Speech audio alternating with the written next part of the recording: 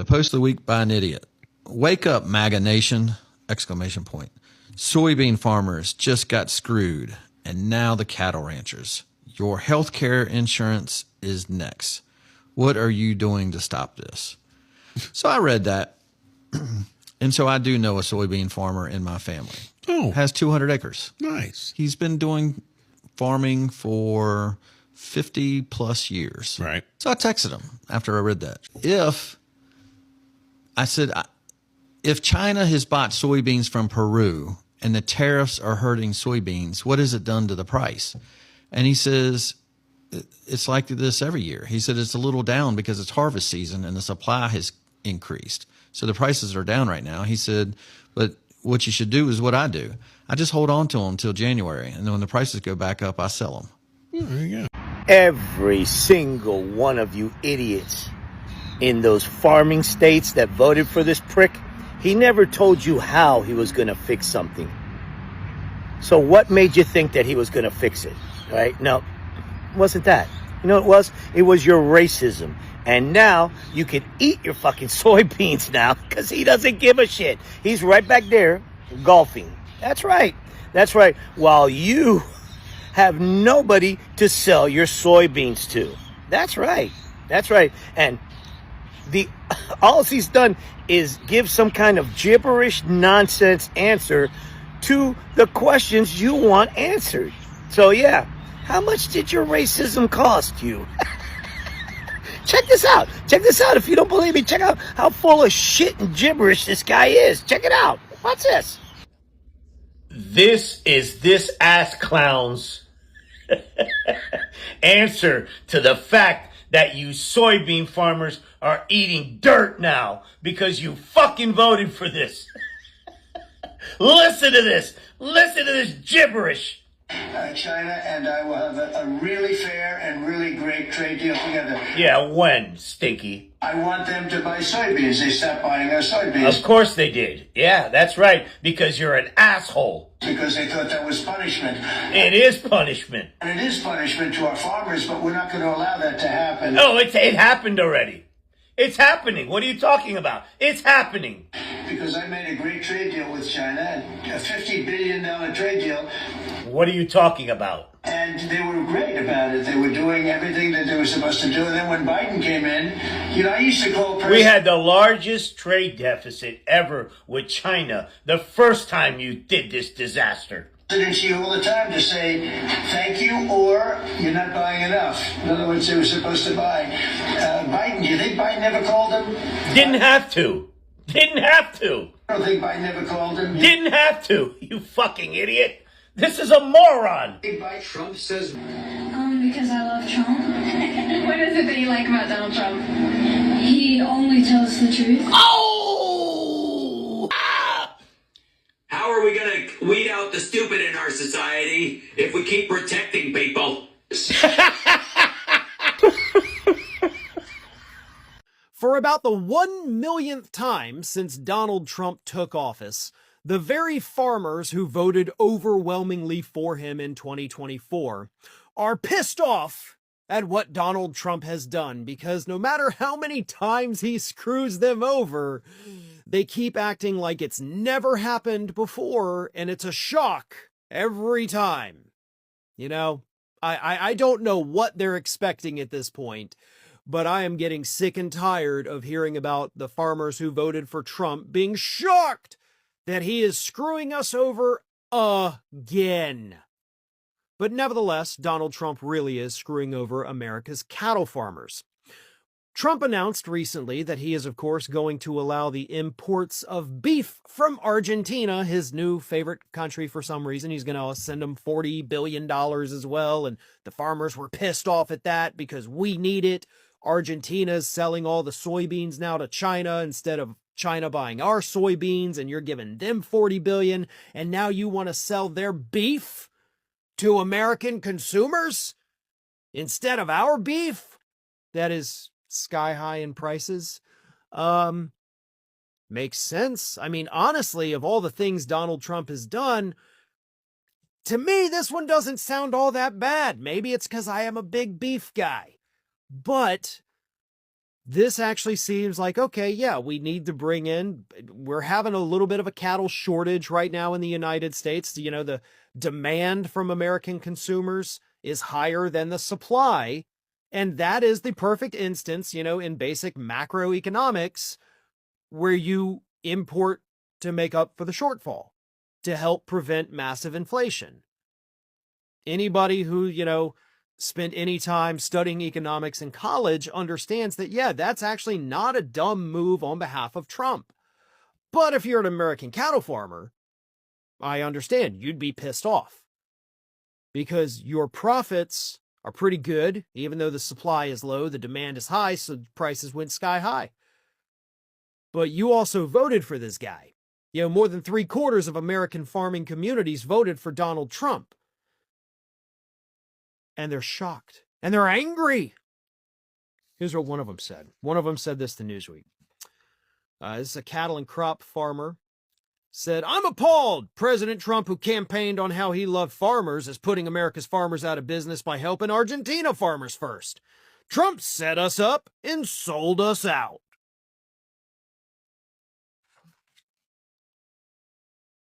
That's my shocked face. Like, was that convincing enough? Farmers like, oh, was that better? Trump sold you out for $4. There is a farmer who is going super viral right now because he's making many videos about how he's in trouble due to the current administration and how he might lose his farm, which is, of course, devastating, and nobody wants to lose their farm. And if you look at the comments section and you look at his follow-up videos, it's abundantly clear that he never bothered to consider Project 2025 or the plans that Trump clearly had for small farmers. How long were we sounding the alarm bells for Project 2025? How many videos have I personally made educating people on Project 2025? It is devastating and not at all surprising how you all voted against your own interests and now you're complaining about it. We told you over and over again. The effect of tariffs on the heartland. American farmers have been holding out hope for relief as they've been slammed with rising costs and uncertainty, partially because of those import taxes. Soybean farmers in particular caught in the middle of this trade war between the U.S. and China. They are hard hit. There is a tentative deal with China that offers some hope, but farmers are, as we speak, still hurting. For this week's 60 Minutes, Cecilia Vega traveled to West Tennessee to see the impact on family farms and farmers like Jeffrey Daniels and Franklin Carmack. Take a look.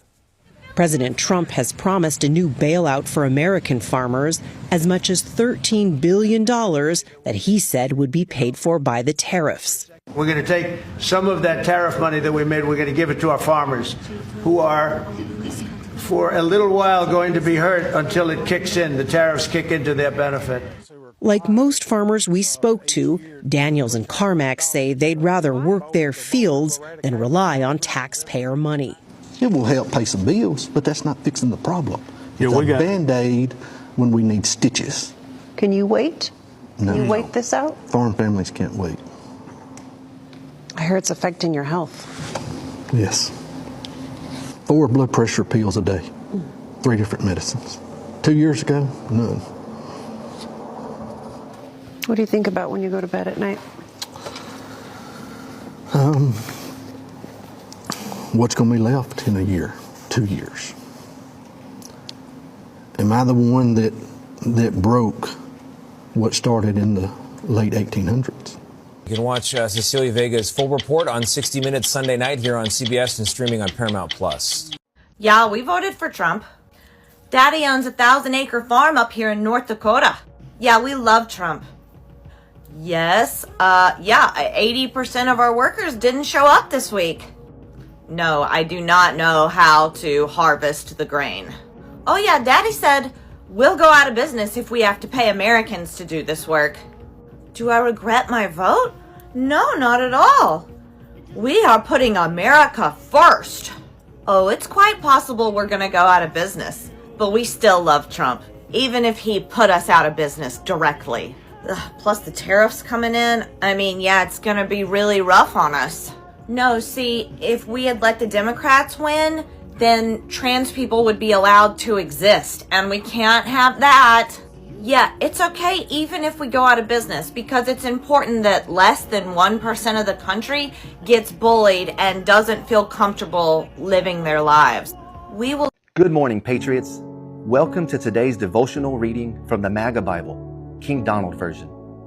Today's scripture is from the book of Psalmalians, chapter 4, verse 3. And it reads, "And they shouted, 'Build that wall.' Yet they opened the gates for those with pale skin and with an invitation from the palace." Now, what this sacred verse teaches us is the holy art of selective patriotism. Yes, the borders must stay strong, but Psalmalians reminds us that immigration is only illegal when it's brown, poor, or knows no English. Those who come by private jet or have a European accent, that's not illegal immigration. It's God's will. And it's important to know the difference between illegals and exotic. This is your daily reminder that love has no borders unless it's at the southern one. Now go forth today and love like Psalmalians teaches, passionately, patriotically, and preferably lighter complected. This is for all the MAGA Christians. Where are all my MAGA Christians at? Hi. Just wanted to let y'all know that the Trump administration is suing the court who is demanding that he pays full SNAP benefits for the month of November. He is suing them to halt the payment of SNAP benefits to 17 million children. So you tell me, where is the Christianity in that? Your Lord and Savior, Donald Trump, does not want to feed hungry children. So he is suing the government so that he does not have to pay SNAP benefits to feed hungry children. So, you tell me, MAGAs, how can you support a man like this who doesn't give a crap about children who are hungry? Just wait until you understand the next level of scamming the American people are going through right now by our government and those who are involved in running it. You're all very familiar with the tariffs we've all been paying. You know, the ones that the politicians said would protect American jobs. But we know the truth. Those tariffs didn't punish foreign companies. They punished us because prices on everything went up. Because that's how tariffs work. It's a hidden tax on the American people. But here is the really disgusting part. Some big financial players, including the firm once run by our Commerce Secretary, Howard Lutnick, that is still run by his son, are buying up the refund rights of those tariffs. They're sending letters to businesses saying, hey, you might be entitled to a refund. We'll buy that refund from you. And they're offering to pay 20 to 30 cents on the dollar. So companies can sell their right to a tariff refund and get a little bit of cash back in their business. Does that sound harmless? Maybe, except if the government ever does refund those tariffs, those investors, including our Commerce Secretary's family, could stand to turn a few millions into tens of millions using our money. Because those tariffs were paid by us, American consumers and small businesses. But those refunds won't go back to us. They'll go straight back into the pockets of those companies who are sending out the letters right now to buy them up. The wealthy insiders. And who gets to decide if any of the tariffs are refunded? I'm sure Howard Lutnick will be involved in that decision while his son buys up the tariff refund vouchers. This is another chapter of America's ongoing story. The great transfer of wealth from the people to the powerful. You paid the tax. You should get the refund. Nope, not in our capitalistic America. We pay the tax and the rich get to keep it. It's time to start calling this what it really is. A completely rigged game. And we don't stand a chance if we don't see it clearly. Pay attention to where your money's really going. And go out there and love your neighbor. What happened yesterday with SNAP was insane. all day. So many changes. So how did we get here and what's actually happening? When the federal government shut down, that money that normally funds SNAP stopped flowing. The USDA, which runs SNAPs, could no longer draw from its usual federal budget because Congress hadn't passed a new spending bill. The agency still had a small pot of contingency fund, but that was like $4.6 billion. And that only covers like half, $8 to $10 billion needed each month to fund benefits for more than 42 million Americans. The USDA said it legally couldn't use all of that money to issue full benefits.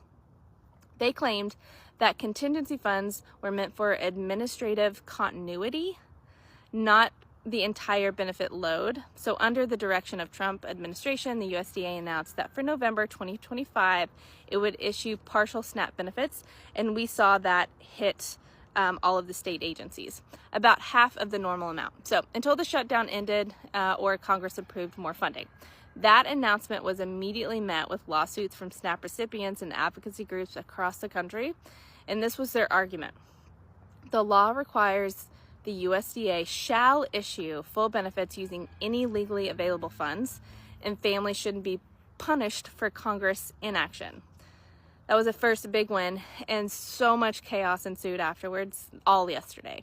The federal district court in Rhode Island agreed with the plaintiffs and ruled that the USDA must issue full November benefits. The court said that the agency had a broader funding authority than it was admitting, including the ability to use Section 32 funds and other reserves. That ruling landed, and suddenly USDA was on the clock to pay out full benefits, and states had to decide what to do. I knew that information, and I'm thinking, okay, what's Oklahoma going to do? Because yes, we're going to see full benefits, but Oklahoma paused, and some states started processing full payments right away. Others, not wanting to violate federal guidance, used state dollars to front the benefits temporarily, assuming that if USDA eventually released federal funds, they'd be reimbursed later. Obviously, kind of like a patchwork response there. Some families saw benefits hit their cards yesterday and others didn't. And that was like state to state. So the USDA, backed by Trump administration, appealed the district's court order to the U.S. Court of Appeals for the D.C. Circuit. They also asked for a stay, essentially saying, let's pause that lower court ruling and we'll fight this out. Yesterday afternoon, the Court of Appeals denied that request. That meant for several hours, the lower court's order was in effect and states could keep sending full November benefits. I mean, we were all celebrating. I was celebrating. I didn't like publicly say anything online, but I was like celebrating, telling everybody I saw. For a moment, it looked like the issue was settled, at least for the month of November. Late last night, the Trump administration made an emergency request to the U.S. Supreme Court, asking it to temporarily block the lower court's ruling. A single justice, the one who oversees emergency appeals from the D.C. Circuit, issued an administrative stay just before midnight. That's not a final decision. It's a short, like 2-day pause while the full Supreme Court decides whether to extend the stay or lift it. But it has immediate effect of freezing the lower court's order. States that already issued those full benefits during like that limbo yesterday are hoping they guessed right, that the Supreme Court eventually sides with the lower court and that USDA reimburses them before the next month rolls around. So that was a lot. And I'm still doing my best to understand all the things that happened yesterday. And I think we have a really long road ahead of us. Holy crap. So this past year, we were paying, I thought already, an obscene amount of money, like $700 some dollars. And the plan is $1,259 a month. We just got our benefits for next year. What I'm currently paying $240 every 2 weeks for is going up to $709 every 2 weeks. How can I possibly survive paying $1,500 just in medical coverage? Mine went up $230 a month. I don't think I could pay that. I might be having to go without health insurance. I just logged in to our health insurance to see what, if we stay on the same plan, what our premium is going to be for 2026. $1,208.91 a month. I don't know if we can keep our heads above water next year. I found out today from the marketplace that instead of paying $650 a month for health insurance for my son and me, I'm now going to be paying, with my current plan, $1,151 and some cents per month for my monthly premium. This is why Democrats haven't signed the bill. This is why they're refusing to sign, because they knew that people like me were going to see our health insurance premiums double without the subsidies, the premium tax credits.